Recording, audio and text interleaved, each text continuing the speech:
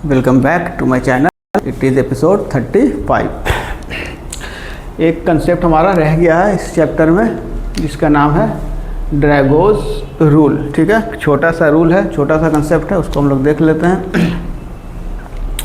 तो जो हमारा ड्रैगोज रूल है वो अप्लाई होता है सिर्फ hydrides of nitrogen and oxygen family, but except nitrogen and oxygen. ठीक है, नाइट्रोजन और ऑक्सीजन का जो फैमिली है हमारा उसका हाइड्राइड्स मतलब NH3, PH3, ASH3, SbH3 और ऑक्सीजन फैमिली में H2O, H2S, H2Ac, H2T। ठीक है, इसी पे अप्लाई होता है हमारा ड्रैगोज रूल। इतना जो अब दिख रहा है इसी पे। ठीक है, एक्सेप्ट नाइट्रोजन एंड ऑक्सीजन मतलब NH3 और H2O पे अप्लाई नहीं होगा। किस पे अप्लाई होगा? PH3, ASH3, SbH3, H2S, H2Ac और H2T। ठीक है, यहाँ पे आपका एक और है, सॉरी को भी लिख लीजिए, BiH3 और H2PO है जो भी कॉलोनी। तो बस बेसिक चीज़ क्या हमारा इसमें कि कहाँ अप्लाई होता है? नाइट्रोजन और ऑक्सीजन फैमिली का जो हाइड्राइड्स है सिर्फ नाइट्रोजन और ऑक्सीजन को छोड़ के बच गया जो ये 4, इधर ये 4, इसी पे ड्रैगोज रूल अप्लाई होता है। ठीक है, ड्रैगोज रूल है क्या? ठीक है, जैसे हमारा ये फास्फोरस है, इसका इलेक्ट्रॉनिक कन्फिग्रेशन क्या हो गया? वैलेंस शेल का 3s2 3p3, सल्फर का हो गया 3s2 3p4। ठीक है, ड्रैगोज रूल बोलता है कि इन केसेस में जो रेड से घेरा हुआ आपका जो ब्लैक से लिखा हुआ है उसमें हाइब्रिडाइजेशन नहीं होगा। ठीक है, इसमें क्या होगा आपका? हाइब्रिडाइजेशन नहीं होगा। क्यों नहीं होगा? क्योंकि जो एनर्जी गैप है 3s और 3p में बहुत ज़्यादा है। एनर्जी गैप क्या है? Very high.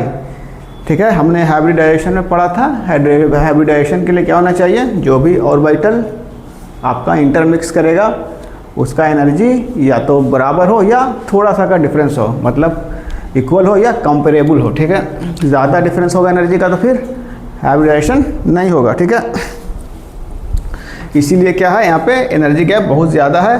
तो इन केसेस में क्या होता है? इंटरमिक्सिंग ऑफ एटॉमिक ऑर्बिटल्स नहीं होता है, मतलब हाइब्रिडाइजेशन आपका नहीं होगा। ठीक है, जब हाइब्रिडाइजेशन नहीं होगा तो जो बॉन्ड बनेगा, जैसे यहाँ पे 3 बन रहा है, फॉस्फोरस हाइड्रोजन 3 बॉन्ड बन रहा है, तो किससे बनेगा?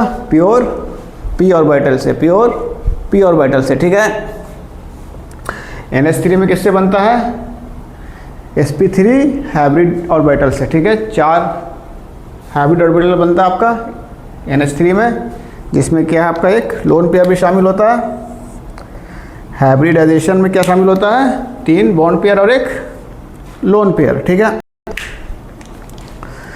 तो बॉन्ड बनता है, बॉन्ड किससे बनता है? sp3 हाइब्रिड ऑर्बिटल से बनता है। तो 3 sp3 हाइब्रिडाइज्ड ऑर्बिटल क्या बनाता है आपका? 3 NH बॉन्ड बनाता है, और एक जो हाइब्रिडाइज्ड ऑर्बिटल बच गया वहाँ कहाँ जाता है? लोन पेयर उसमें जाता है। यहाँ पे क्या है? हाइब्रिडाइजेशन नहीं होगा। ठीक है, जो ये 3 बॉन्ड बन रहा है फास्फोरस हाइड्रोजन का किससे बनेगा? प्योर p ऑर्बिटल से बनेगा। ठीक है, ये आपका मान लीजिए फास्फोरस है। ठीक है, 1 2 3 और यहाँ पे lone pair, single single electron है, ये हाइड्रोजन के साथ 3 सिंगल बॉन्ड आपका बनाता है। फास्फोरस पे क्या बच गया हमारा? Lone pair. तो लोन पेयर कहाँ रहता है आपका? 3s ऑर्बिटल में। ठीक है, तो पहला पॉइंट क्या है ड्रैगोज रूल का? कि हाइब्रिडाइजेशन नहीं होगा, there will be no hybridization. ठीक है, दूसरा पॉइंट क्या है? जो आपका बॉन्ड बनेगा जो आपका वो किससे बनेगा? प्योर p ऑर्बिटल से बनेगा, प्योर p ऑर्बिटल से आपका बॉन्ड बनेगा। ठीक है, तीसरा पॉइंट क्या है? ये जो लोन पेयर इलेक्ट्रॉन बच गया फास्फोरस का वो कहाँ रहता है? प्योर s ऑर्बिटल में। ठीक है, ठीक है, इसलिए इसको हम लोग बोलते हैं, इस लोन पेयर को क्या बोला जाता है? Stereo chemically inactive, stereo chemically inactive. ठीक है, स्टीरियो केमिकली इनएक्टिव कहने का मतलब है कि ये जो लोन पेयर है ये हाइब्रिडाइजेशन में पार्ट नहीं लेगा, ठीक है। जब हाइब्रिडाइजेशन में पार्ट नहीं लेगा तो ये लोन पेयर ज्योमेट्री को डिस्टॉर्ट नहीं करेगा, जो मॉलिक्यूल का ज्योमेट्री है उसको डिस्टर्ब नहीं करेगा। ये अपना अलग एक कोना पकड़ के, एक ऑर्बिटल पकड़ के अपना शांति से रहेगा, इसको ज्योमेट्री से कोई लेना देना नहीं होगा। इसी को हम लोग बोलेंगे स्टीरियो केमिकली इनएक्टिव, ठीक है। यहाँ पे जो लोन पेयर है नाइट्रोजन में, ये क्या करता है, हाइब्रिडेशन में पार्टिसिपेट करता है, जिसकी वजह से हाइब्रिडेशन क्या होता है नाइट्रोजन का, sp3 हो जाता है।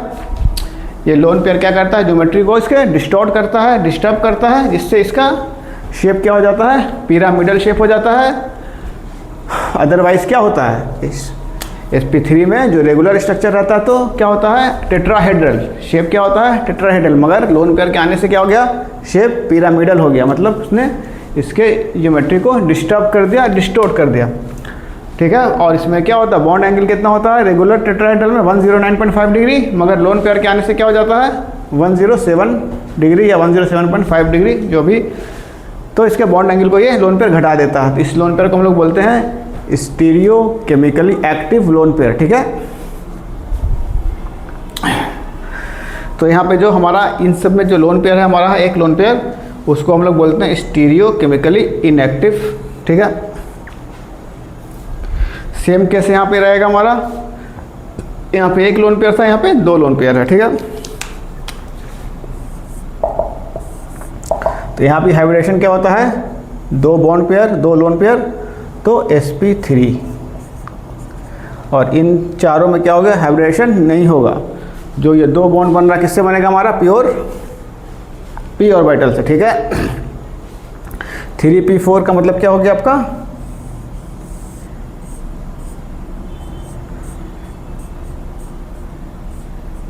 ठीक है। एक डबल इलेक्ट्रॉन है, एक में, दो में सिंगल इलेक्ट्रॉन है, इसलिए दो लोन पेयर है। एक कहाँ पे है 3p में और एक कहाँ है 3s में, ठीक है। दो लोन पेयर है H2s या जो भी H2SE है, सब में दो लोन पेयर है। दो लोन पेयर कहाँ रहेगा, एक 3s में रहेगा और एक 3p में, इसमें 3s 3p में, इसमें 4s 4p में, इसमें 5s 5p में अकॉर्डिंगली, ठीक है। तो ये जो दोनों लोन पेयर होगा सल्फर का, सेलेनियम का या ट्रिलियम का, ये हाइब्रिडाइजेशन में पार्टिसिपेट नहीं करेगा, इसलिए इसको हम लोग बोलेंगे stereo chemically inactive lone pair, ठीक है। अब हम लोग आते हैं बॉन्ड एंगल पे, ठीक है। हमने कहा कि इसमें क्या बॉन्ड किससे बनेगा, प्योर p ऑर्बिटल से।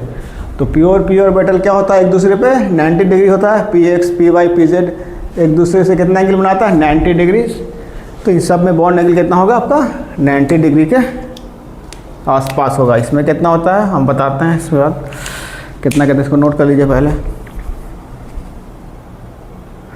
चलिए बॉन्ड एंगल की अगर हम बात करें, अमोनिया NH3 में क्या होता है 107.5 डिग्री, 107.5 डिग्री, और वाटर में 104.5 डिग्री।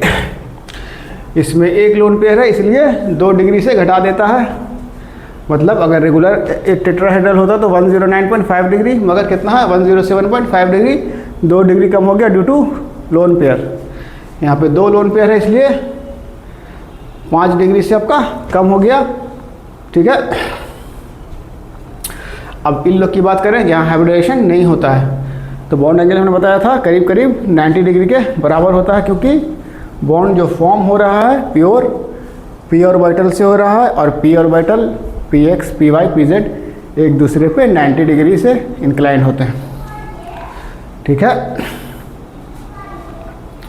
चलिए pH3 में कितना होता है 93.5 डिग्री, ASH3 में 91.8 डिग्री, SbH3 में करीब करीब 90 डिग्री, H2S में 92.1 डिग्री, H2SE में 91 डिग्री, और H2TE में करीब करीब 90 डिग्री, ठीक है। तो 3 बातें इसमें पॉइंट है, नोट करना है बस। नो हाइब्रिडाइजेशन, ठीक है, यहाँ पे हाइब्रिडेशन नहीं। जो बॉन्ड बनेगा hydride bonds are formed by pure p orbitals. Third point है लोन पेयर जो बचा एक ठो इसमें, और इसमें 2 लोन पेयर बचा, कहाँ रहेगा प्योर s ऑर्बिटल, बचेगा तो एक p में रहेगा। And the loan should be inactive, ठीक है। तो यही ड्रैगोस रूल, छोटा सा कंसेप्ट है, एकाक सवाल के बाद आता है, को नोट कीजिए। तो नेक्स्ट एपिसोड में हम लोग क्या पढ़ेंगे, bond angles, bond length and bond energy को हम लोग थोड़ा डिस्कस करेंगे, ठीक है। वीडियो अच्छा लगा हो तो लाइक कीजिएगा और चैनल को सब्सक्राइब कीजिएगा ताकि बाकी वीडियो जो आने वाले हो आपको मिलता रहे time to time. Thanks for watching.